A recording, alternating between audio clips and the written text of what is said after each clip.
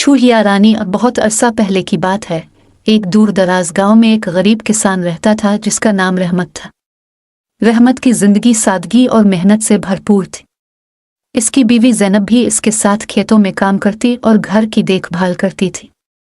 उनकी कोई औलाद नहीं थी, लेकिन उनके दिल मोहब्बत और शफकत से भरे हुए थे। एक दिन जब रहमत खेत में हल चला रहा था, उसकी नज़र एक नन्ही सी छूहिया पर पड़ी जो एक बलि से बचने के लिए उधर उधर भाग रही थी। छूहिया की हालत बहुत ख़राब थी और वो खौफ से कांप रही थी। रहमत का दिल पिघल गया और उसने छूहिया को बलि से बचाकर अपने दामन में छुपा लिया।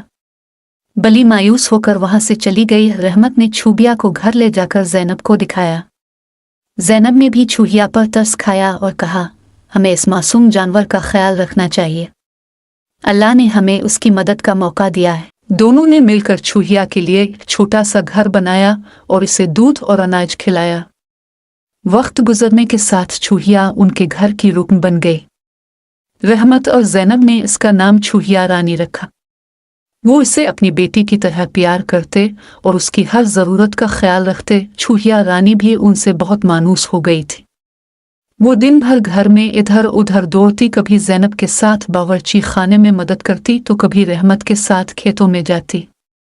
इसकी शरारतें और मासूम हरकतें उनके दिलों को खुशी से भर देती। एक दिन रहमत और ज़ैनब ने सोचा कि अब छूहिया रानी बड़ी हो गई है और उसकी शादी का वक्त आ गया है, लेकिन सवाल ये था कि इसकी शादी किससे की जाए। रहमत ने कहा, हमारी छूहिया रानी बहुत ख़ास है, हमें इसके लिए दुनिया का सबसे ताकतवर दूल्हा तलाश करना चाहिए। ज़ैनब ने इत्तेफाक किया और कहा, हाँ, हमें इसके लिए बेहतरीन साथी तलाश करना चाहिए जो उसकी हिफाजत कर सके और इसे खुश रख सके। रहमत ने सोचा कि सबसे पहले सूरज देवता से बात की जाए, क्योंकि वो सबसे रोशन और ताकतवर नजर आता है। अगली सुबह रहमत ने सूरज की तरफ देखकर कहा, कि सूरज देवता, आप दुनिया के सबसे रोशन और ताकतवर हैं, क्या आप हमारी छूहिया रानी से शादी करेंगे? सूरज देवता ने मुस्कुराते हुए जवाब दिया, बेशक मैं रोशन और ताकतवर हूँ, लेकिन बादल मुझसे ज्यादा ताकतवर हैं। जब वो मेरे सामने आते हैं तो मेरी रोशनी छप जाती है। तुम बादल से बात करो। रहमत ने बादल की तरफ देखा और कहा, ये बादल अब सूरज देवता से भी ज्यादा ताकतवर हैं, क्या आप हमारी छूहिया रानी से शादी करेंगे? बादल ने गरजते हुए कहा, मैं सूरज की रोशनी को छुपा सकता हूँ, लेकिन हुआ मुझे जहाँ चाहती है उड़ा ले जाती है। हुआ मुझसे ज्यादा ताकतवर है, तुम हुआ से बात करो।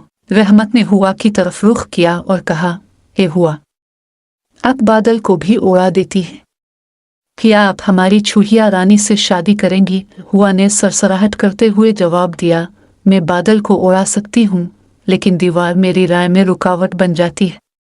दीवार मुझसे ज्यादा मजबूत है, तुम दीवार से बात करो। रहमत ने करीब की एक मजबूत दीवार की तरफ देखा और कहा, ए दीवार, आप हुआ को भी रोक लेती हैं, क्या आप हमारी छूहिया रानी से शादी करेंगी? दीवार ने गहरी आवाज में कहा, मैं हुआ को रोक सकती हूँ, लेकिन एक छोटी सी छूहिया मुझ में सुराख कर सकती है।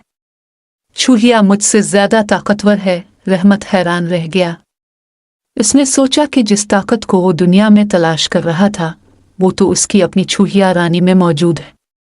वो घर वापस आया और ज़ैनब को सारी बात बताई।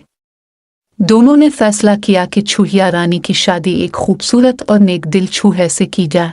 उन्होंने अपने गांव में एक मुनासिब छूहा तलाश किया जो खूबसूरत, मेहनती और नेक दिल था। इसका नाम छूहा राजा था।